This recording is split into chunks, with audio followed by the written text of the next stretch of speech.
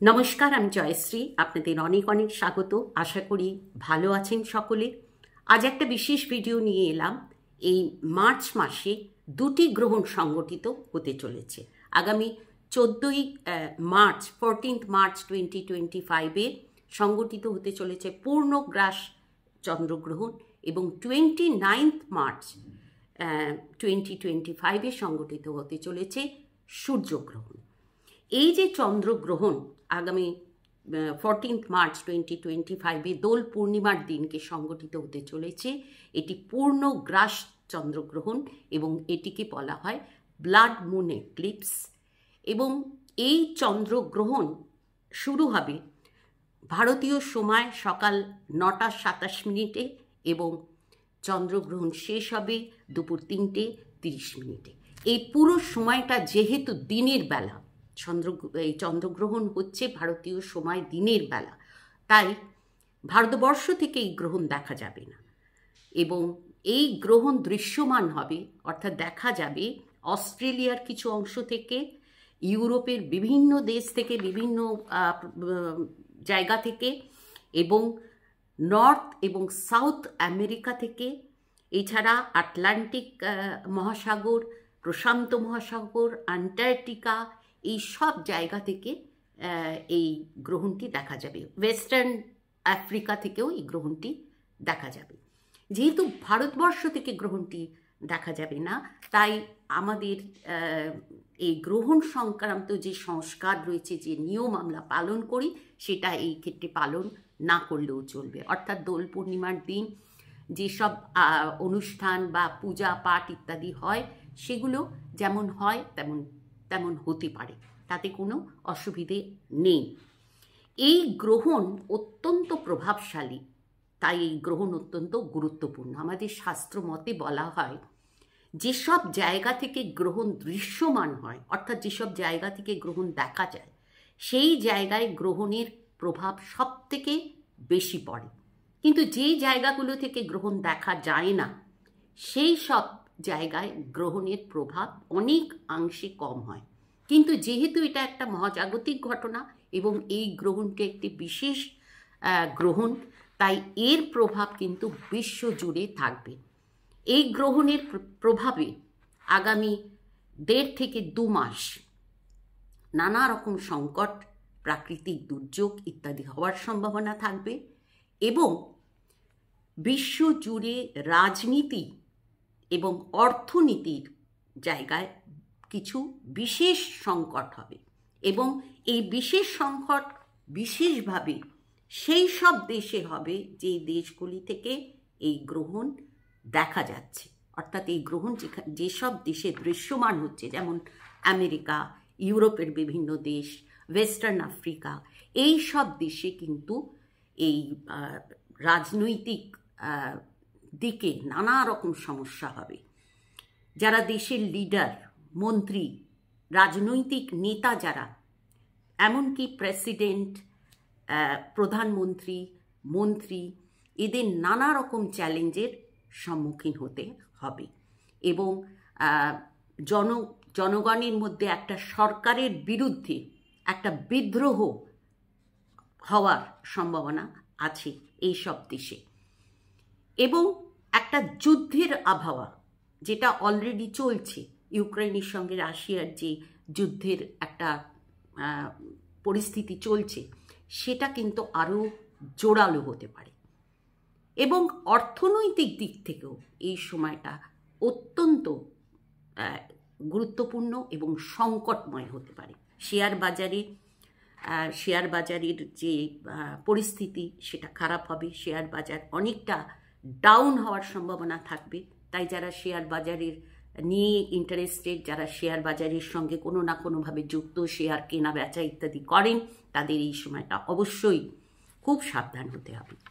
এবং শুধু দেশের নেতা বা মন্ত্রী তা নয়, বড় বড় কোম্পানি, বড় কোনো সংস্থার যারা লিডার, যারা ম্যানেজমেন্টের একদম উপরের লেভেলে রয়েছে, তাদের জন্যও কিন্তু এই সময়টা সংকটময় হতে পারে। কিন্তু আমি যেমন বললাম, যেহেতু আমাদের ভারতবর্ষে এই গ্রহণের প্রভাব কিছুটা কম হবে, অনেকটা কম হবে। তাই এই যেই দেশগুলোতে এই গ্রহণের প্রভাব পড়ছে, যেই দেশগুলো থেকে গ্রহণ দেখা যাচ্ছে, সেই সব জায়গায় কিন্তু এই সমস্ত সমস্যা হওয়ার সম্ভাবনা প্রবলভাবে থাকবে।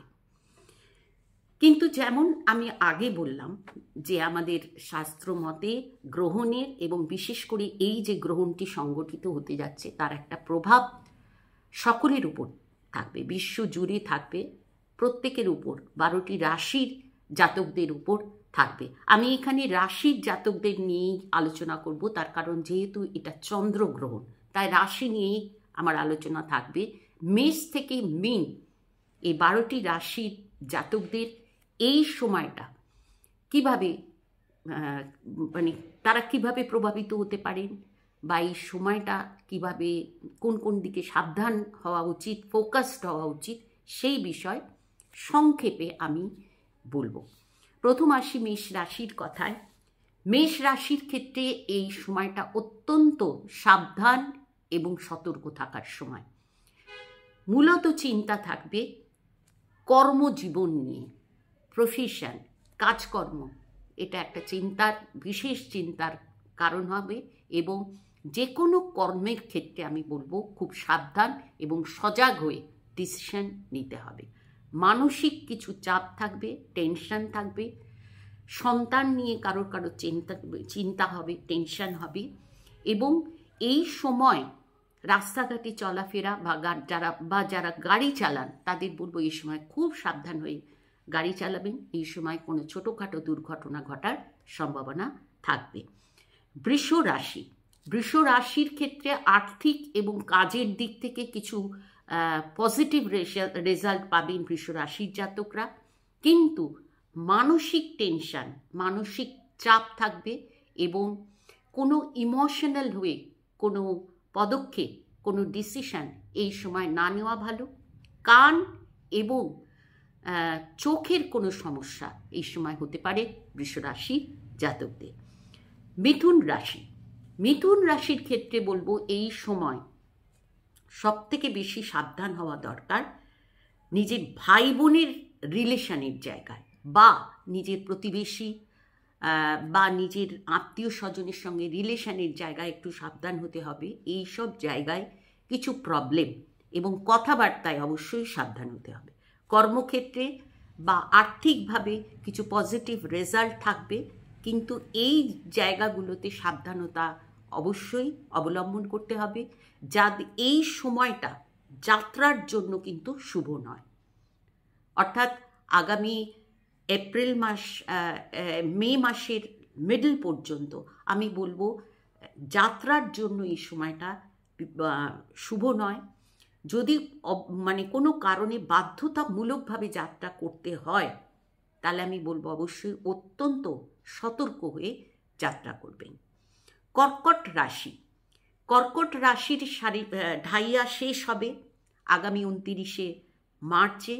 ঢাইয়ার যে একটা প্রবল প্রবলেম ছিল সেটা তো কম হবে নিশ্চয়ই, কিন্তু এই যে গ্রহণ, এই গ্রহণের ফলে কিন্তু মানসিক টেনশন বাড়বে। এবং আমি বলবো কর্কট রাশির জাতকদের রাগ করা, অতিরিক্ত রেগে যাওয়া, এই জায়গাটায় সাবধান হতে হবে। রেগে কোনো পদক্ষেপ নিলে পরে সেটা ভুল হবে। অতএব এই সময়টা আমি বলবো কর্কট রাশির জাতকদের জন্য নিজের আচার ব্যবহারে সাবধান হতে হবে এবং নিজের টেম্পারামেন্টকে সংযত রাখতে হবে, তাহলে ভালো থাকবেন। সিংহ রাশি, সিংহ রাশির উপরেই কিন্তু এই গ্রহণ হচ্ছে উত্তর ফাল্গুনী নক্ষত্রে, তাই যাদের সিংহ রাশি তাদের জন্য গ্রহণটি প্রভাবশালী হবে। বা গ্রহণের সময়ের যে গ্রহ পজিশন, আসলে গ্রহণের সময় গ্রহ পজিশনটাই কিন্তু সব থেকে বেশি এই ক্ষেত্রে উল্লেখযোগ্য। এবং যদিও আমাদের ভারতীয়দের উপরে এই গ্রহণের প্রভাব অত্যন্ত শক্তিশালী হচ্ছে না, কিন্তু তাহলেও যে গ্রহ সন্নিবেশ রয়েছে গ্রহণের সময়, সেটা কিন্তু সকলের জন্যই প্রভাবশালী হবে। এখানে যেহেতু সিংহ রাশির, বর্তমানে সিংহ রাশির ওপরেই এই গ্রহণ শুরু হচ্ছে আগামী 14ই মার্চ। অতএব সিংহ রাশির জাতকদের খুবই সাবধানে থাকা উচিত, মানসিকভাবে সাবধান, ডিসিশন নেয়ার ব্যাপারে সাবধান, এবং যারা কোনো সরকারি কাজের সঙ্গে যুক্ত, যারা কোনো কোম্পানি, কোনো সংস্থার, যারা ম্যানেজমেন্টের কোনো বিশেষ পদে রয়েছেন, যারা রাজনৈতিক কোনো রাজনীতির সঙ্গে যারা যুক্ত, যারা রাজনৈতিক নেতা, মন্ত্রী, আমি সকলকে বলবো এই সময়টা অবশ্যই একটু সাবধানে থাকতে হবে, যে কোনো ডিসিশন সাবধানে নিতে হবে। কন্যা রাশি, কন্যা রাশির ক্ষেত্রে এই যে গ্রহণটি, এই গ্রহণটি হচ্ছে দ্বাদশভাবে, এবং কন্যা রাশির ক্ষেত্রেও আমি বলবো কর্ম নিয়ে একটু সাবধান হতে হবে, নিজের কর্মজীবন সম্পর্কে সাবধান হতে হবে, এবং স্বাস্থ্য নিয়ে কিছু সমস্যা এই সময় হতে পারে। স্বাস্থ্য সংক্রান্ত ব্যাপারেও আমি বলবো সাবধান হতে হবে। তুলা রাশি, তুলা রাশির একাদশভাবে এই গ্রহণ সংগঠিত হচ্ছে। আর্থিক জায়গায় কিছু সমস্যা হতে পারে, বিশেষ করে আয়ের জায়গায়, আর্থিক আয়ের জায়গায় কিছু সমস্যা হতে পারে। অতএব যে কোনো খরচের ব্যাপারে সাবধান হতে হবে। অত্যন্ত খরচ হওয়ার একটা ব্যাপার এখানে থাকতে পারে, অতি ব্যয় হওয়ার একটা সম্ভাবনা থাকবে, সেই বিষয় সাবধান হতে হবে। কারো কারো ক্ষেত্রে, তুলা রাশির কারো কারো ক্ষেত্রে সন্তানের জায়গায় কিছু সমস্যা, সন্তানকে নিয়ে চিন্তা ইত্যাদি হতে পারে, এবং প্রেম সম্পর্কে কিছু সমস্যা আসতে পারে, কিছু মিসআন্ডারস্ট্যান্ডিং হতে পারে। এই সময়টা এই দিকগুলো থেকে সাবধানে থাকা উচিত। বৃশ্চিক রাশি, বৃশ্চিক রাশির ক্ষেত্রে আমি বলবো পারিবারিক দিক থেকে কিছু সমস্যা হওয়ার সম্ভাবনা থাকবে। মা বা বাবার, পিতামাতার শারীরিক বিষয় চিন্তিত হওয়ার সম্ভাবনা থাকবে, এবং কোনো সম্পত্তিগত ব্যাপারে কিছু প্রবলেম, কিছু ডিসপিউট এই সময় হওয়ার সম্ভাবনা থাকবে। অতএব এই দিকগুলো থেকে সাবধান এবং সতর্ক হতে হবে। ধনু রাশি, ধনু রাশির ক্ষেত্রে আমি বলবো ছোট ভাই বোনের সঙ্গে রিলেশনের জায়গায়, এবং সামাজিক রিলেশন, সমাজের চারপাশের মানুষের সঙ্গে রিলেশনের জায়গায় সতর্ক হতে হবে।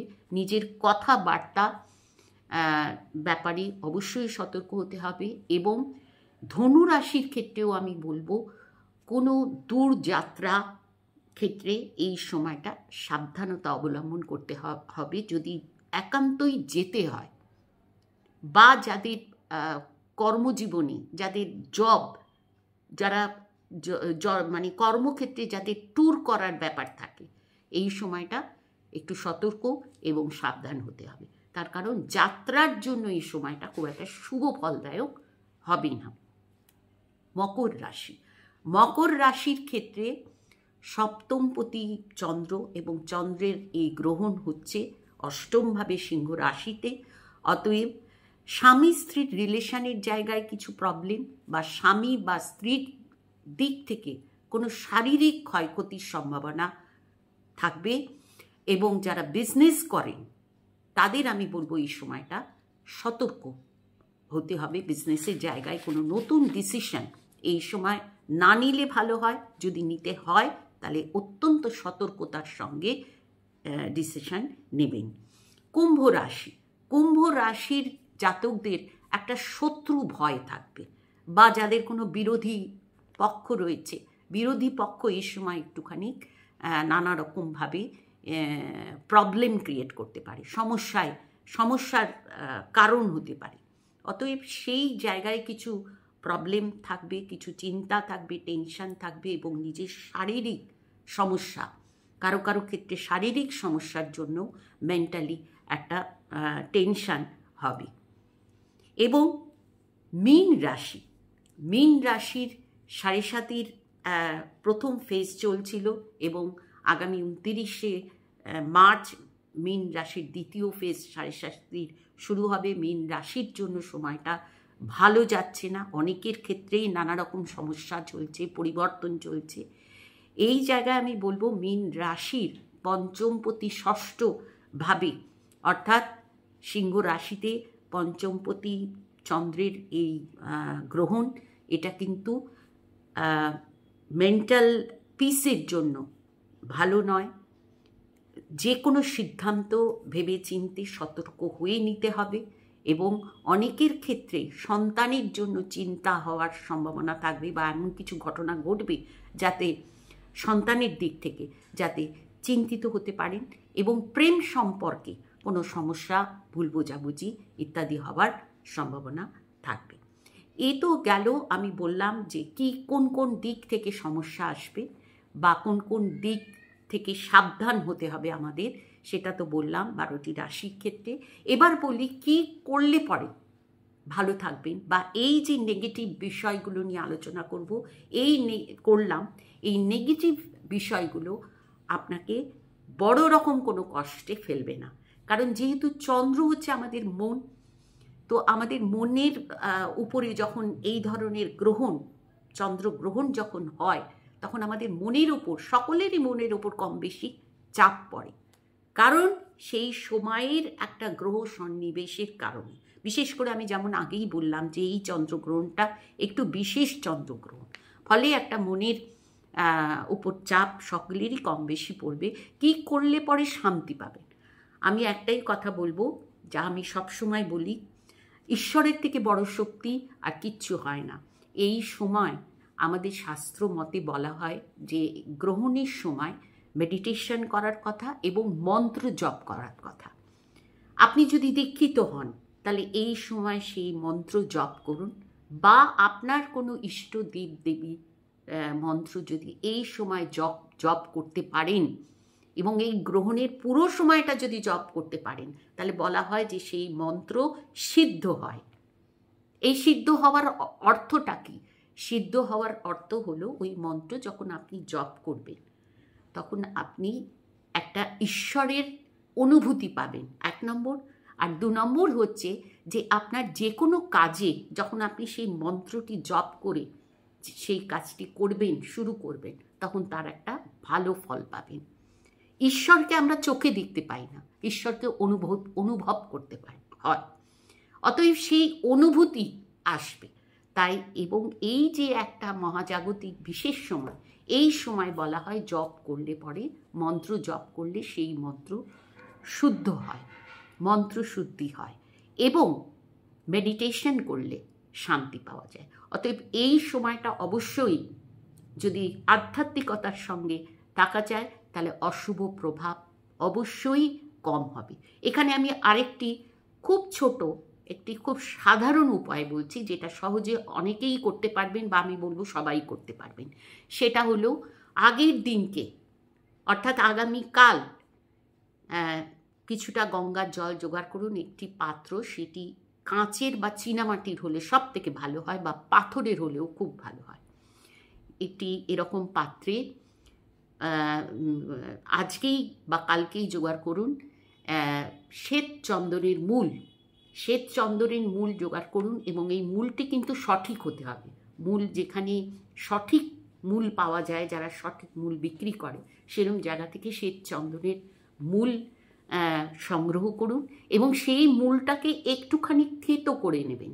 থেতো করে নিয়ে সেই মূলটি ওই পাত্রের, যেমন বললাম কাঁচের হতে পারে, পাথরের হতে পারে, বা চিনে মাটির হতে পারে, সেরকম একটি পাত্রে গঙ্গা জল ভর্তি করে দেবেন, এবং ওই মূলটি সেই গঙ্গা জলের মধ্যে ডুবিয়ে রাখতে হবে। এবং সেই সঙ্গে যদি সম্ভব হয় শ্বেত চন্দনের একটি টুকরো, শ্বেত চন্দন কাঠের একটি টুকরো, বা শ্বেত চন্দনের গুঁড়ো, যদি শ্বেত চন্দনের গুঁড়ো জোগাড় করতে পারেন, অনেক দশকর্ম ভাণ্ডারে পাওয়া যায়, বড় কোনো দশকর্ম ভাণ্ডারে, হ্যাঁ, সেটা অবশ্যই পিওর হতে হবে। সেই শ্বেত চন্দনের গুঁড়ো দিয়ে ওই শ্বেত চন্দনের মূলটি সারা রাত গঙ্গা জলে ভিজিয়ে রাখুন, এবং পরের দিন সকালবেলা ওই শ্বেত চন্দনের যে জলটি, সেই জলটি জলে মিশিয়ে, বালতির জলে মিশিয়ে সেই জলে স্নান করুন, এবং স্নান করার পরে ওই গ্রহণের সময় 108 বার একটা মালা হোক বা যতটা মালা সম্ভব হয় ওম নমঃ শিবায় জপ করুন। এটা একটি অত্যন্ত ভালো একটি উপায়, সহজ উপায়, যে কেউ এটা জোগাড় করতে পারবেন। এটা করুন, ভালো থাকবেন। এবং এই সময়টা জব করা, মেডিটেশন করা ইত্যাদি করলে পরে অবশ্যই ভালো থাকবেন। এবং যে দুষ্প্রভাব, এই যে গ্রহ সন্নিবেশ, গ্রহণের সময় যে গ্রহ সন্নিবেশ হচ্ছে, তার দুষ্প্রভাব থেকে মুক্ত থাকতে পারবেন। অতএব এই উপায়টা করে দেখতে পারেন। এবং আমি আরেকটি বলবো যে এই গ্রহণের সময় আমাদের শাস্ত্রমতে বলা হয়, এই গ্রহণের সময় দান করা, যেমন ধ্যান করা একটা ভালো উপায় শান্তি পাওয়ার, সেরকম দান করাও যায়। এবং দান করলেও গরিব মানুষকে, গরিব দুঃখীকে দান করলে ভালো হয়। যাদের রাহুচন্দ্র যোগ রয়েছে তাদের ক্ষেত্রে বলবো এই যে উপায়টা আমি বললাম অবশ্যই করবেন, শান্তি পাবেন। বা যাদের সিংহ রাশি তাদেরও বলবো উত্তর ফাল্গুনী নক্ষত্র যদি হয় তো অবশ্যই এই উপায়টি যদি পালন করেন শান্তি পাবেন। আজ এই পর্যন্তই। এর পরের ভিডিওতে আমি আলোচনা করব 29 তারিখে যে সূর্যগ্রহণ হচ্ছে সেই বিষয়। নমস্কার, ভালো থাকবেন, সুস্থ থাকবেন। এবং প্রত্যেকবারের মতো বলি, যদি আমার আলোচনা ভালো লাগে অবশ্যই লাইক করবেন এবং শেয়ার করে আর অনেককে জানবার সুযোগ করে দেবেন। এবং যারা আমার ইউটিউব চ্যানেল থেকে দেখছেন তাদের অনুরোধ করব, চ্যানেলটি যদি এখনও সাবস্ক্রাইব না করে থাকেন অবশ্যই চ্যানেলটি সাবস্ক্রাইব করবেন। এবং যারা আমার ফেসবুক পেজ থেকে দেখছেন এবং এখনও যদি আমার পেজটা ফলো করে না থাকেন অবশ্যই আমার পেজটি ফলো করে আমার পাশে থাকবেন। নমস্কার।